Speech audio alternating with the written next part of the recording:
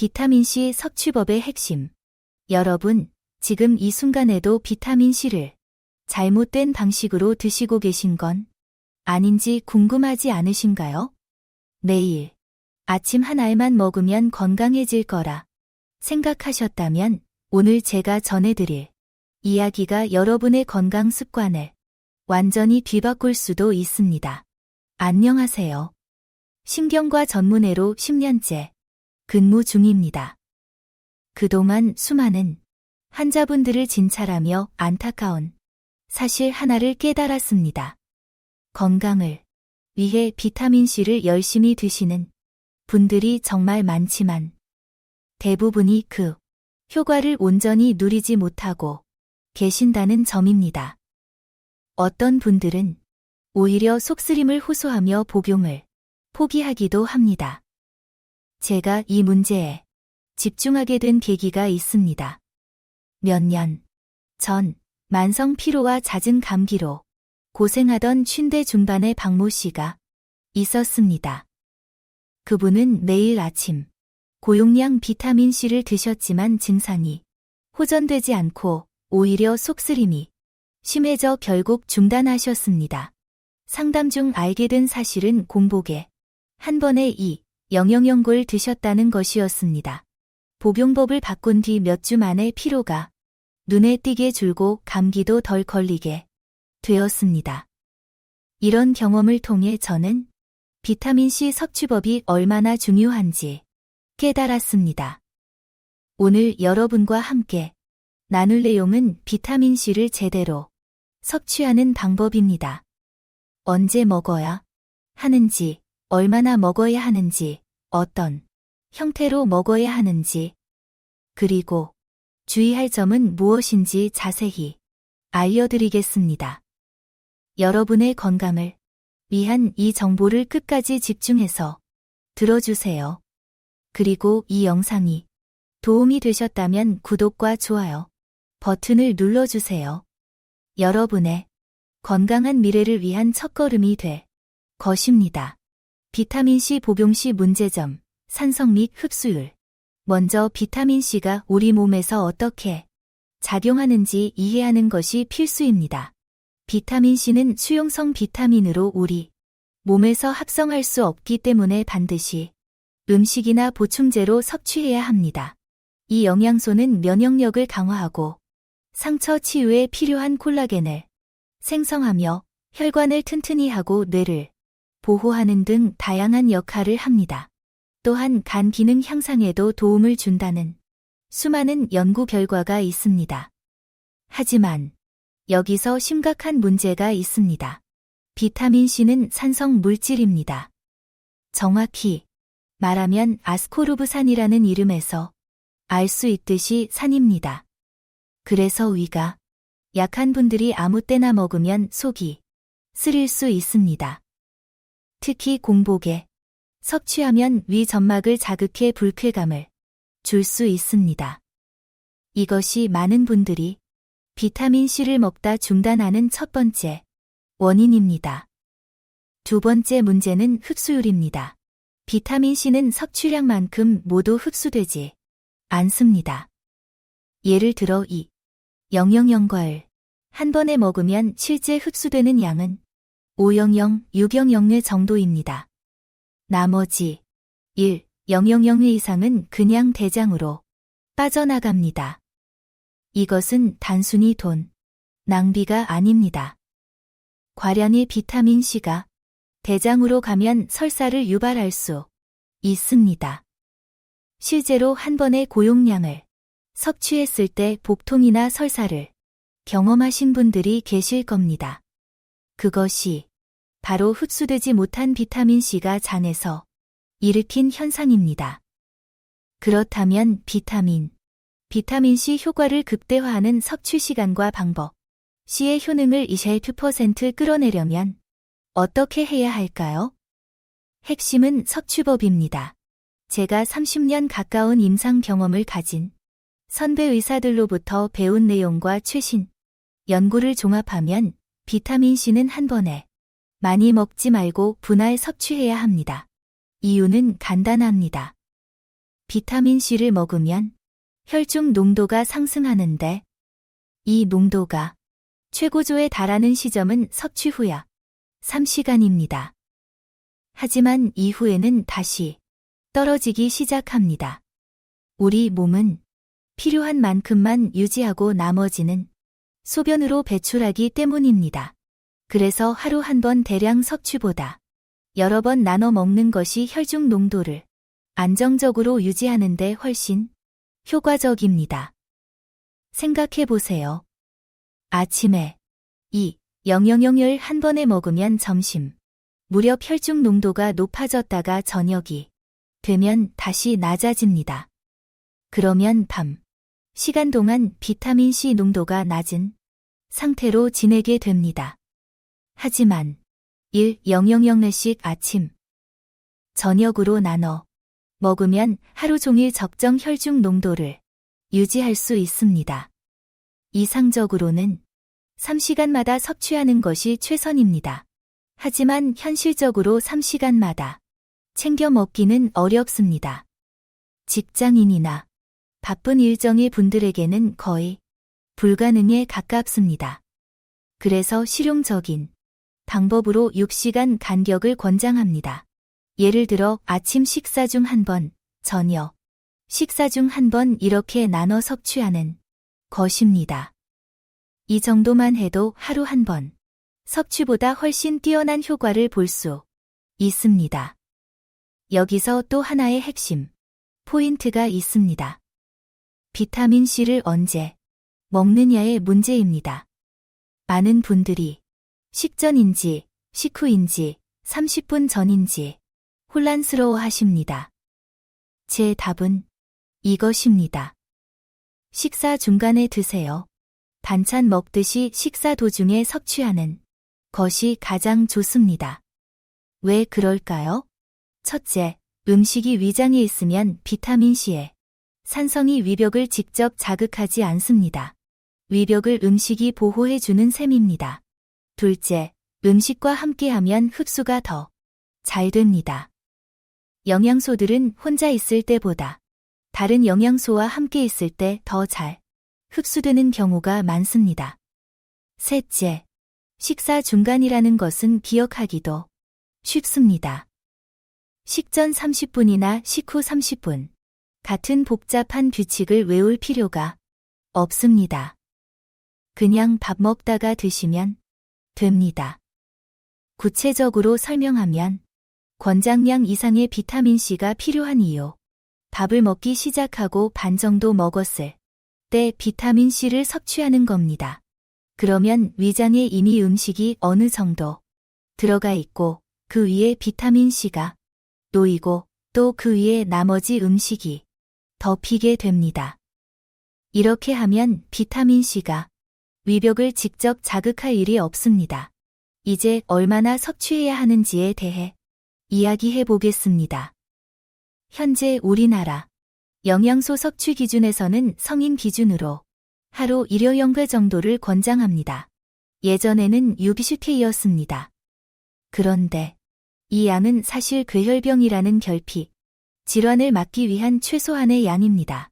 건강을 유지하고 최적의 면역 기능을 발휘하기에는 턱없이 부족합니다. 역사를 잠깐 돌아보면 괴혈병은 옛날 선원들에게 흔했던 병입니다. 장기간 항해하면서 신선한 과일이나 채소를 먹지 못하면 비타민C 결핍으로 잇몸에서 피가 나고 상처가 아물지 않고 심하면 사망하기도 했습니다. 그래서 영국 선원들이 레몬이나 라임을 배에 싣고 다닌 것이 유명합니다. 요경타이라는 기준은 바로 이 괴혈병을 막는 최소량인 것입니다. 하지만 우리가 원하는 것은 단순히 병에 걸리지 않는 것이 아닙니다. 최적의 건강 상태를 유지하고 면역력을 높이고 노화를 늦추고 각종 질병을 예방하는 것입니다. 이를 위해서는 훨씬 많은 양이 필요합니다.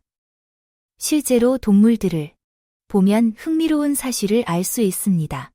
대부분의 동물은 자기 몸에서 비타민C를 합성할 수 있습니다. 그런데 인간과 영장류, 기니피그 같은 일부 동물만 비타민C를 스스로 만들지 못합니다. 진화 과정에서 비타민C를 만드는 유전자가 손상되었기 때문입니다. 그래서 우리는 반드시 외부에서 섭취해야 합니다. 비타민C를 합성할 수 있는 동물들이 하루에 얼마나 만드는지 아십니까? 연구에 따르면 염소 같은 동물은 체중 1인당 하루 20형 정도의 비타민C를 만듭니다. 60다 사람으로 환산하면 하루 2기 000리입니다. 물론 이것은 극단적인 예이고 보통 동물들은 체중당 30에서 50일 정도를 만듭니다. 그래도 유경태 사람으로 계산하면 2,000에서 3,000태입니다. 이것은 자연이 우리에게 주는 힌트입니다. 우리가 생각하는 것보다 훨씬 많은 양이 필요하다는 것입니다. 현대의학계에서는 건강 유지를 위해 최소 1,000나에서 2,000가 정도를 권장하는 경우가 많습니다. 물론 개인의 건강 상태, 스트레스 수준, 질병 유무에 따라 필요량은 더 많이 필요하고 감기에 걸렸을 때도 더 많이 필요합니다. 스트레스가 심할 때도 마찬가지입니다. 중요한 것은 이 양을 한 번에 먹지 말고 나눠서 섭취해야 한다는 점입니다. 그렇다면 비타민C 어떤 형태로 섭취해야 할까? 어떤 형태의 비타민C를 선택해야 할까요?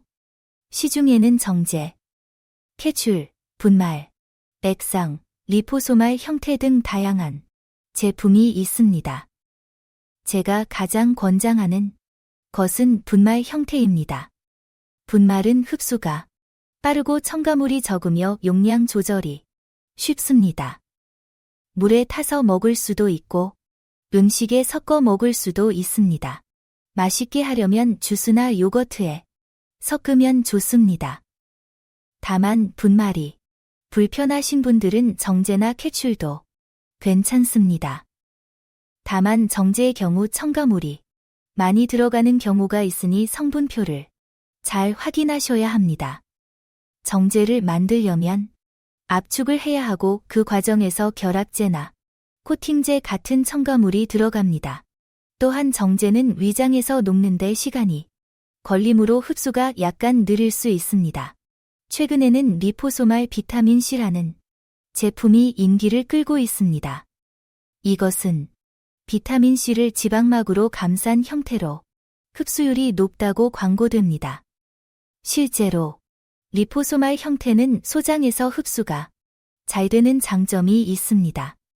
지방막이 소장 세포막과 비슷한 구조라서 세포 안으로 쉽게 들어갈 수 있기 때문입니다. 그래서 같은 양을 먹어도 혈중 농도가 더 높게 올라간다는 연구 결과가 있습니다. 하지만 여기에는 한 가지 문제가 있습니다.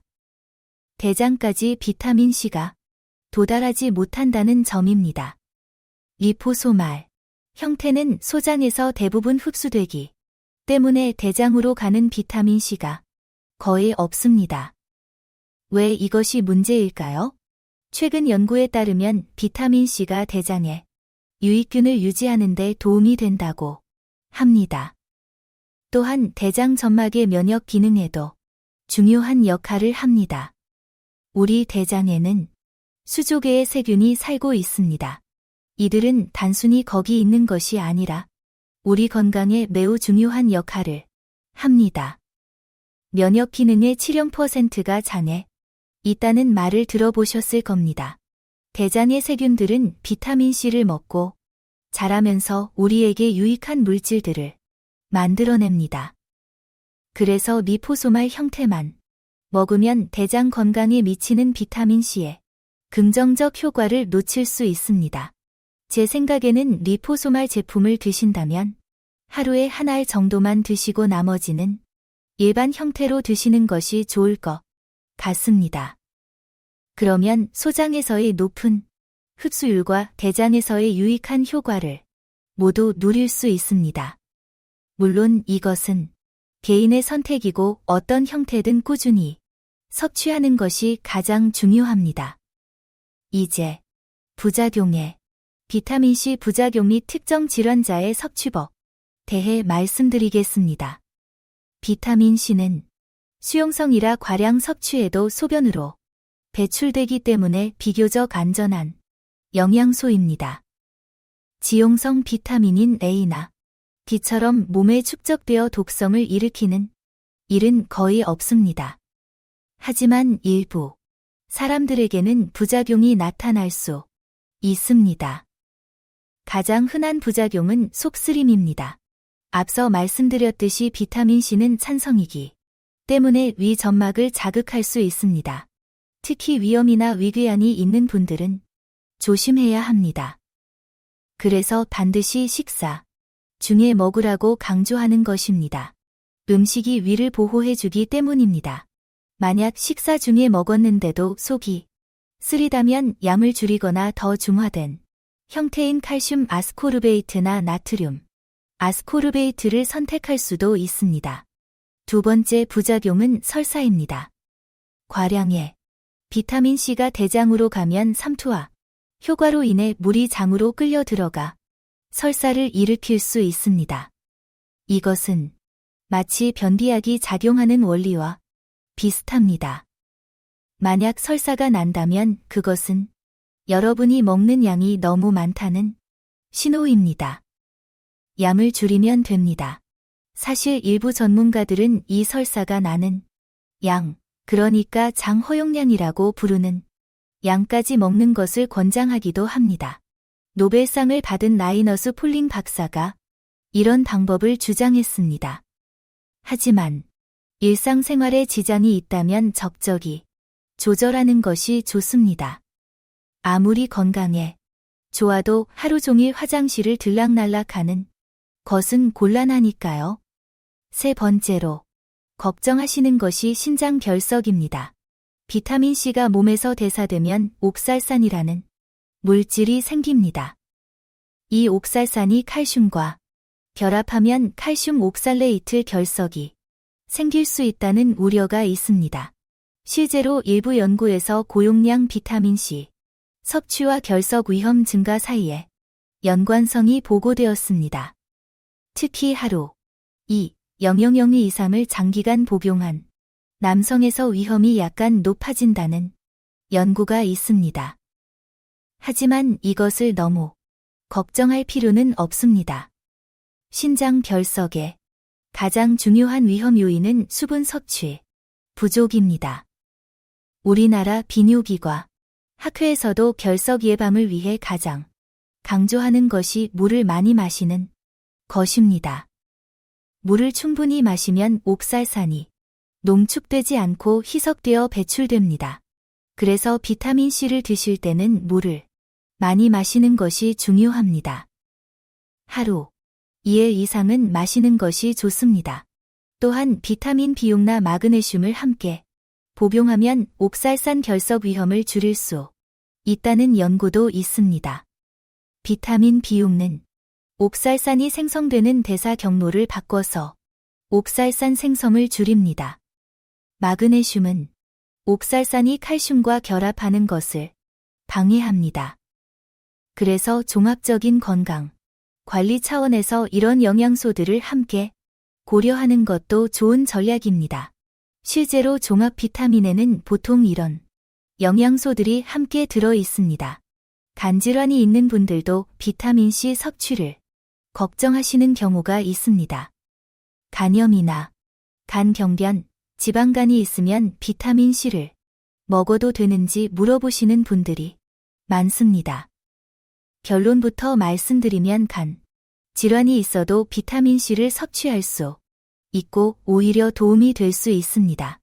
여러 연구에서 비타민C가 간 손상, 회복에 도움이 된다는 결과가 보고되었습니다.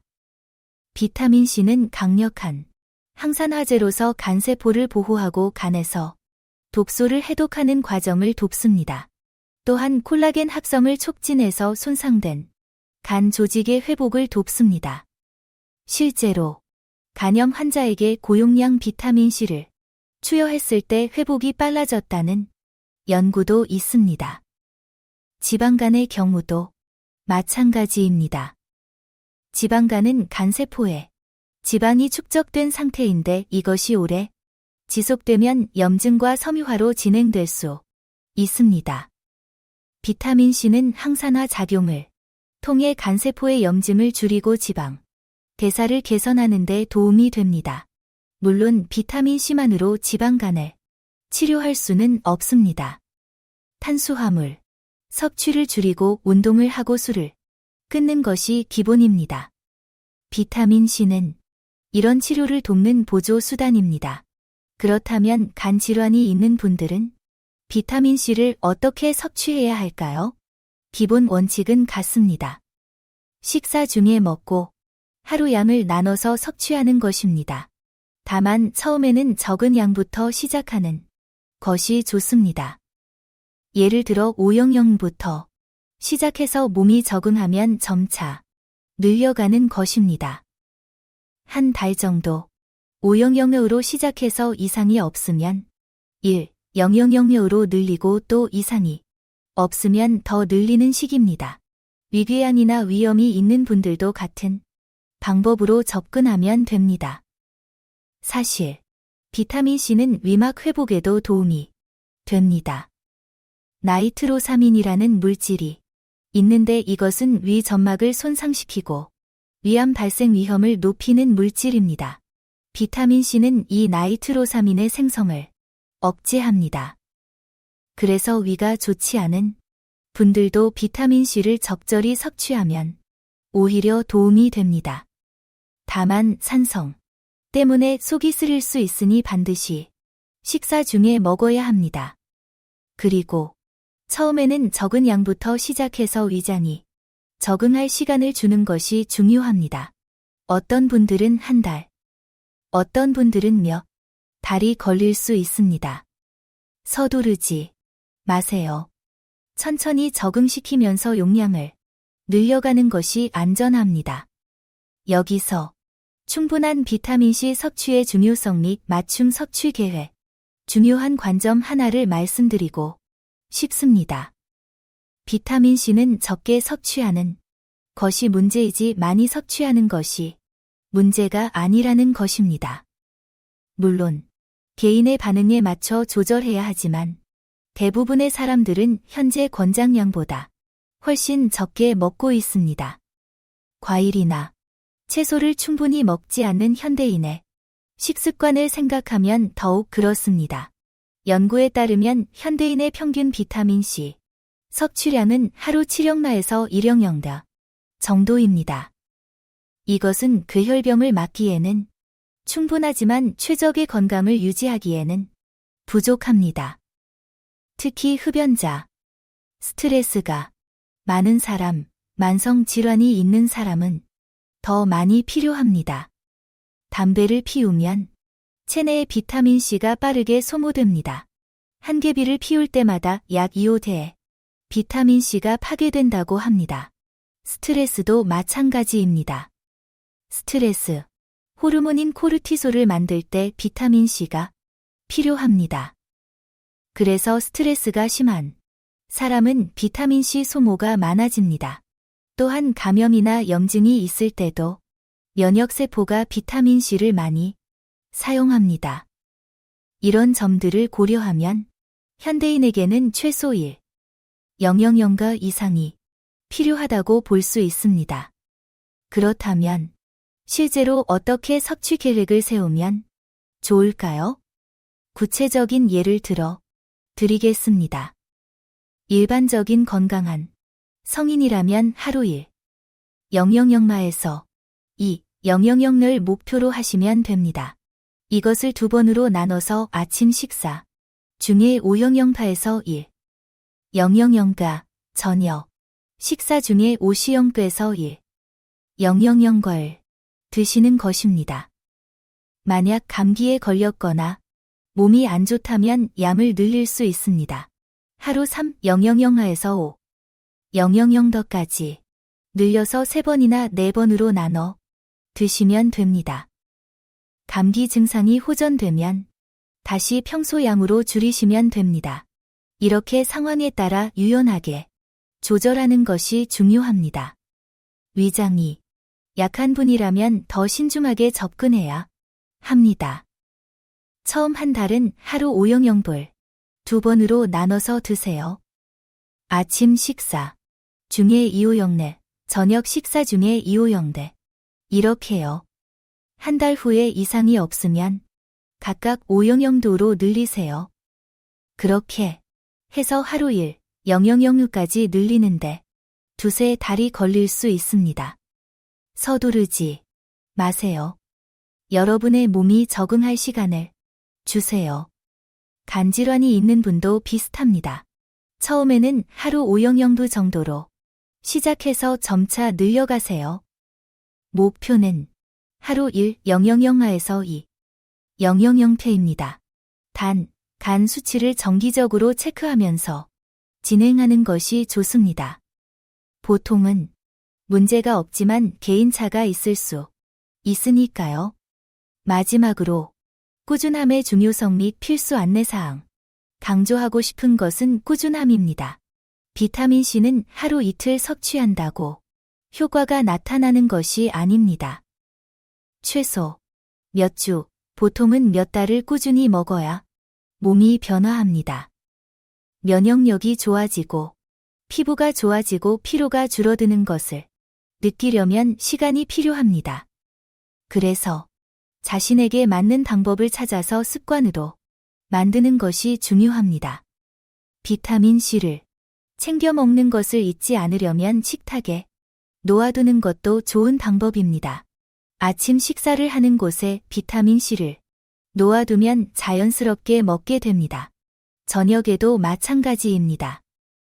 또는 휴대폰 알람을 설정해서 식사 시간에 알림이 오도록 하는 것도 방법입니다. 여러분, 오늘 제가 말씀드린 내용을 정리하면 이렇습니다. 비타민C는 한 번에 많이 먹지 말고 나눠 드세요. 식사 중간에 드세요. 하루 1영양영바에서 2영양영멸 목표로 하세요. 물을 충분히 마시세요. 그리고 무엇보다 꾸준히 드세요. 비타민C는 여러분의 건강을 지키는 강력한 동반자입니다. 면역력을 높이고 피부를 젊게 유지하고 혈관을 튼튼하게 하고 뇌를 보호합니다. 이런 효과를 제대로 누리려면 올바른 방법으로 섭취해야 합니다. 오늘 배운 내용을 내일부터 바로 실천해 보세요. 몇 주, 몇 달 후에 여러분의 몸이 달라진 것을 느끼실 겁니다. 여러분은 자신의 건강의 주인입니다. 작은 변화가 큰 차이를 만듭니다. 비타민C 하나를 제대로 섭취하는 것만으로도 여러분의 삶의 질이 달라질 수 있습니다. 이 영상이 도움이 되셨다면 주변에 소중한 분들과 공유해 주세요. 여러분의 가족, 친구들도 건강하게 지낼 수 있도록 도와주세요. 마지막으로 중요한 말씀을 드리겠습니다. 오늘 제가 말씀드린 내용은 일반적인 건강 정보이며 교육 목적입니다. 개인의 건강 상태에 따라 적절한 비타민C 섭취량은 다를 수 있습니다. 특히 신장질환, 혈액응고장애, 특정 약물을 복용 중인 분들은 반드시 담당 의사와 상담하신 후에 섭취하셔야 합니다. 비타민C가 일부 약물과 상호작용을 할 수 있기 때문입니다. 여러분의 건강한 미래를 응원합니다. 오늘도 건강하세요.